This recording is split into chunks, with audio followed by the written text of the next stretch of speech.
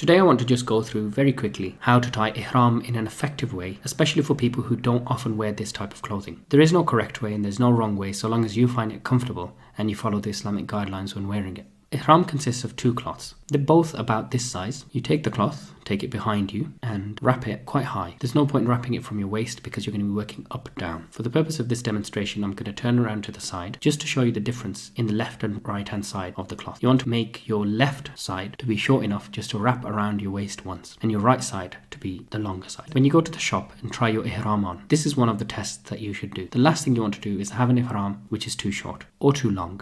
Stand with your 2 feet spread wide apart. This will enable free movement when you have tied your ihram. The other thing to do is push your stomach out as far as you can so that you have breathing space. If you don't do this, you'll find your ihram becomes too tight when you're wearing it. Wrap the left side around you up until it becomes tight around the right side. Then wrap the right side around to the left side, but then stop. Wedge your hand in between and turn the cloth back in the opposite direction until it comes back. Once you achieve this, start folding your ihram, but make sure that you fold it equally throughout. Most likely you have to wrap it 2, maybe 3 times.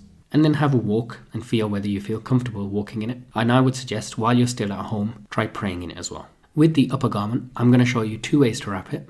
One is the common way of wrapping it when you're normally wearing ihram, and the other way is how to wrap it when you are praying. When praying the 2 nawafil after the tawaf, the sunnah is to wrap your ihram such that both sides sit equally on your shoulders. But generally in the days of Hajj, when you feel quite hot, what you'll find is this is an effective way of allowing some ventilation into your clothing. The common way of wrapping ihram outside of the prayer is to make the left hand side short and the right hand side long, and then to throw the right hand side of the cloth over the left shoulder. However, when you pray, you might want to adjust your clothing because if this does fall off, it can become quite troublesome. When you're doing tawaf in umrah, you'll have to take your right shoulder out. Very simply, instead of taking your cloth over your shoulder, take it under your shoulder and then wrap it over your left arm. I also just want to go through some of the mistakes that people make.